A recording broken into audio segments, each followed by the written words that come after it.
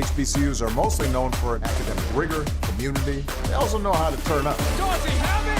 Yes, he does!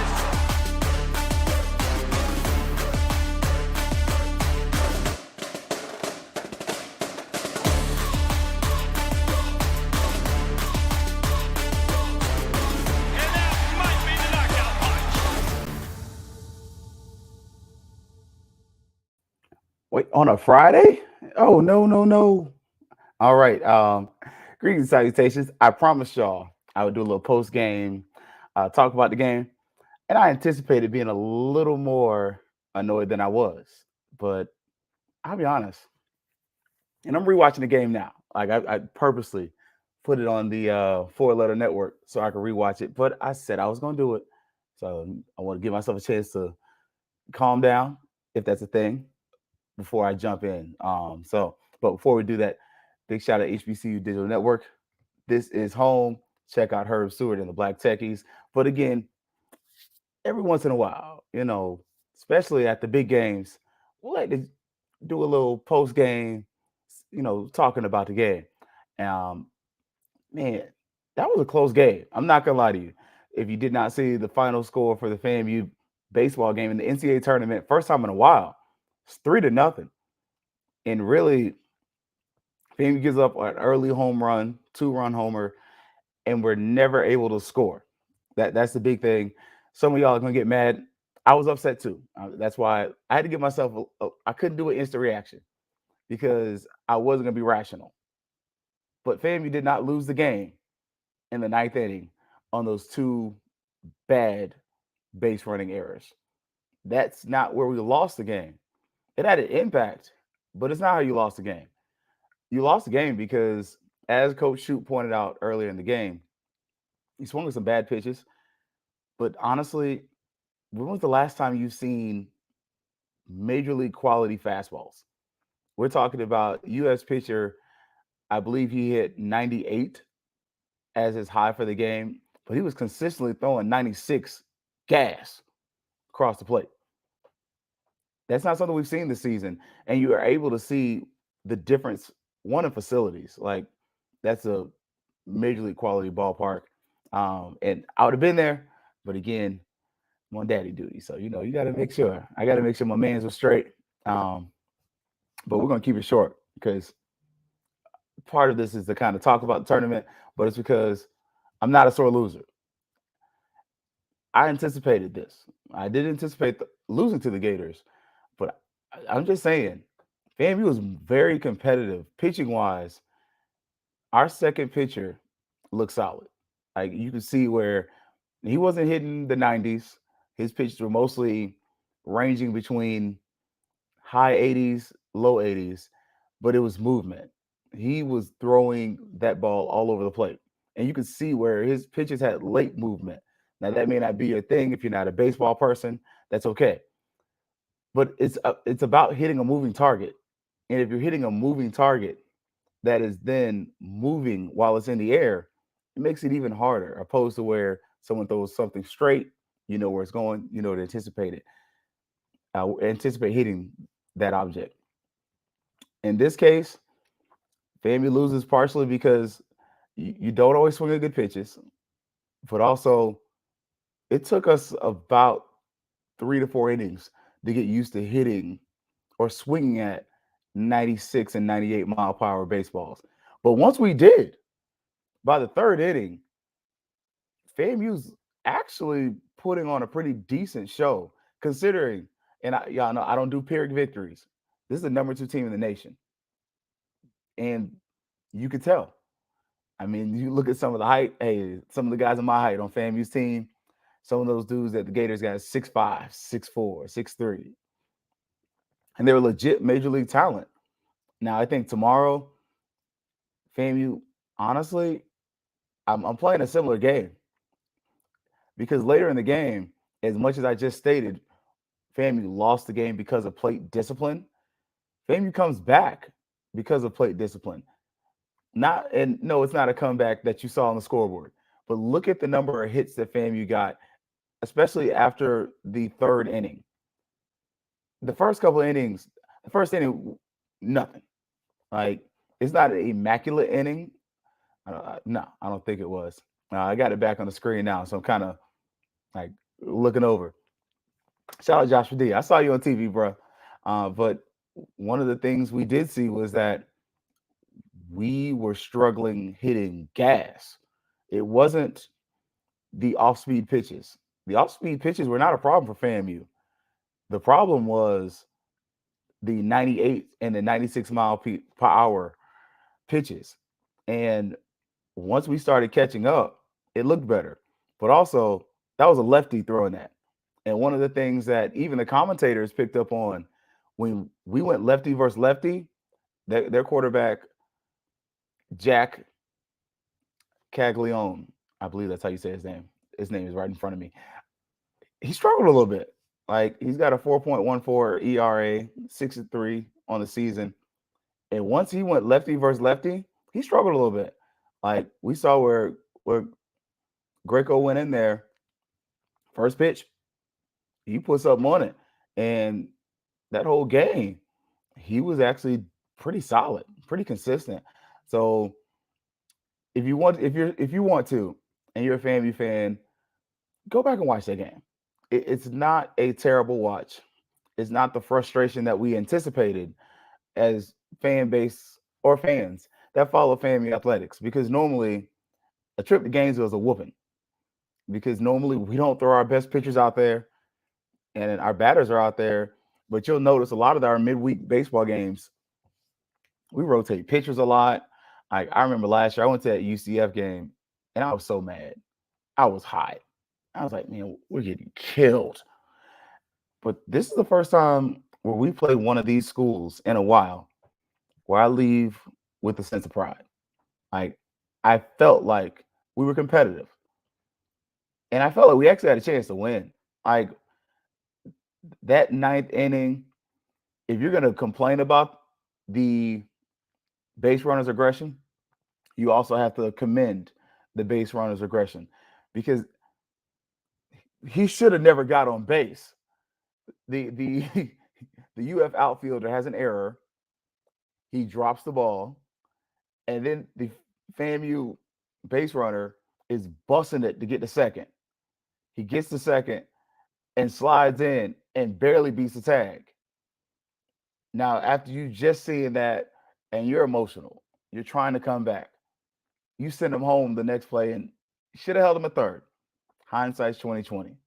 I'm not trying to be one of those who is so critical of Coach Shoup that I can't see the benefits.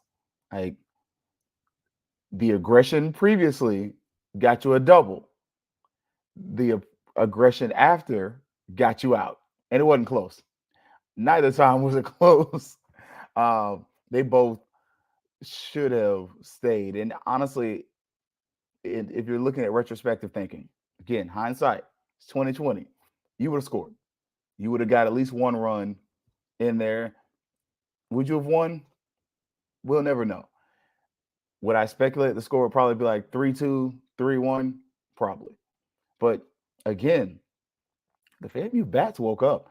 And this is honestly, if we're going to be honest about this regional, FAMU and UF might have some of the better hitting teams in the regional, like the best. Like FAMU went up there, and once we calmed down and once we settled in and got used to this, because the crowd was a problem. That stadium was packed. But once FAMU got used to it, I'm just saying, don't be surprised if some of the UF fans come for that FAMU game too. Like that was a pretty decent showing, and it was good baseball. I mean, the ninth inning, you got that. I'm not gonna argue with you. You won. You win that argument. It was horrible base running at the end, but at the beginning, aggressive base running gets you a double. Again, you play with fire. Sometimes you get burnt. You won one, you lost twice. But at the same point, what I think you saw was a team settle in. And if FAMU can settle in, they might have a shot against UConn. Not trying to dismiss what UConn is. But what I will say is this: what FAMU baseball showed us today is one, why you need to invest in the program. Like if you're not doing that, please do it. Do it for me. I get my little donations next week. I'm gonna send the baseball team earmark. If you can't do $23, do $18.88. You know, something. Send them a little something. Help cover the cost of gas. Because you just saw a baseball program that is grown up. And this baseball program grew up before our eyes. Because one of the things that we are constantly talking about in family athletics is money games and how we hate them. But what we just saw is FAMU play one of those teams that consistently kicks your butt in money games. And we gave them a fight and a scare. Like, go back and look at that game. That's your second best pitcher. Oof. And Granger's a sophomore from Tallahassee. Okay. That ERA was high, 6.61 coming in. But considering what he did against them, yeah, he gave up a home run. I think I hadn't checked his ERA for the game. He gave up 2 runs by himself. He played a little bit too long, honestly. Number 9, not Greco, but 9 went. He went for like 6, 7 innings. I thought Coach let him stay a little too long. I thought he was going to pull him in the 5th, but then the kid, give it to the kid. The kid fought. Kid fought back. He started having some control issues, but he was pretty solid. And that's a sophomore that is coming back next year and it's going to be a part of this program. I'm just saying, if you are a FAMU fan, FAMU baseball is giving you some hope. And the transfer portal is hopefully going to be kind to you. Ideally, you would like to get a pitcher. FAMU's always looking for pitchers. That's one thing I can tell you, that FAMU's always looking for pitchers. But Granger, solid innings. And you got a pretty young team. I'm looking here and I'm seeing 1 senior, 2 seniors, 3, 4, 5, 6, 7, 8, 9. Okay. You got a good amount of seniors and grad transfers. But we're going to see who's coming back because, man, some of those bats. Pirini's coming back. Okay. Hopefully Niles is coming back. This is going to be interesting to see tomorrow. And sorry for that. I just wanted to look and let me check and see. Y'all know I like to argue with facts. I don't argue with my opinion too often. And if I do believe it's my opinion, I'll tell you it is. But on today, FAMU fought hard. And this is what I pulled up. I was looking at the roster, just trying to kind of look through, see who's coming back, see who's not. And I see a lot of freshmen and sophomores. I mean, you got some juniors, and you got a good amount of, seniors. Bastardo's a senior. Hopefully he's one of those kids that get an extra COVID year. I'm just saying, asking for a friend. But you're able to see FAMU's got a pretty good roster and some pretty local kids. We have a shot, especially with the way our bats are going. And Greco is a junior. I'm going to leave that there. That dude hitting all them home runs is a junior. And teams know. Go back and watch the UF thing. And they knew. They knew that guy had some pop. And he made him pay immediately. So go back and watch it.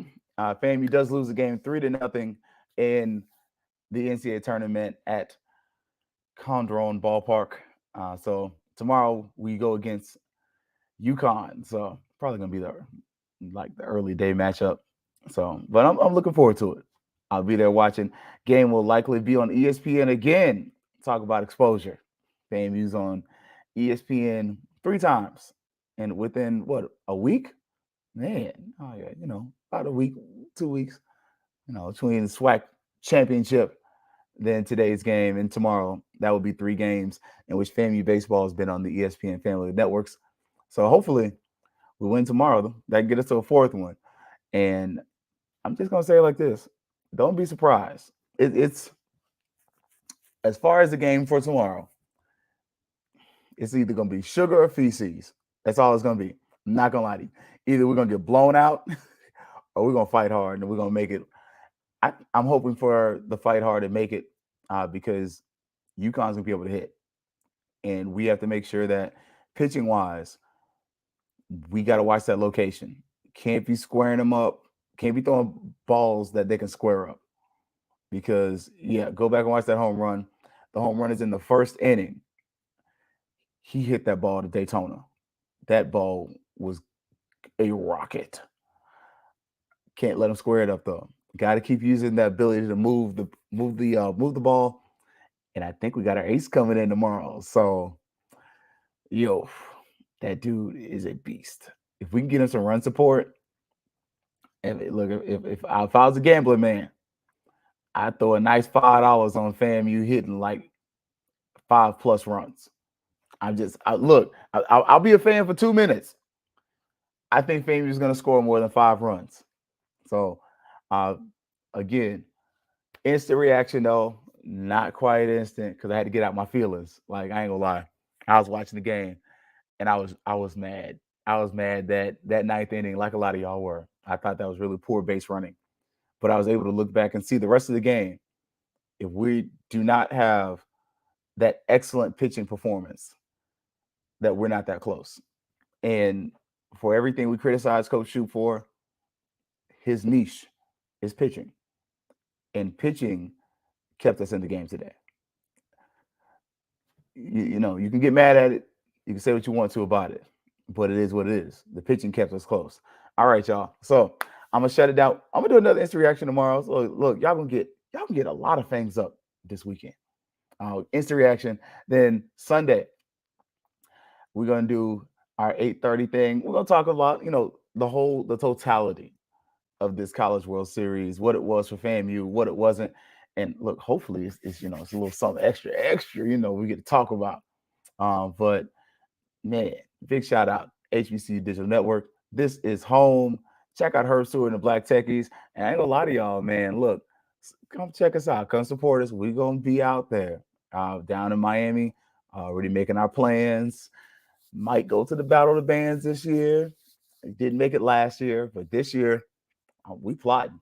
OBC, FAMU's got a game in Tampa. Obviously, the home games, like, we're gonna be out there. Check out my brother Herb Stewart and the Black Techies, though. Whole lot of good stuff going on. Herb also got some basketball stuff that he's writing up. Got some great things coming out. And man, don't listen to the irrational fans. Follow us real ones. But as always, y'all, it's gonna be Fangs up. Yeah, baby, you know what time it is. Now let's get it started.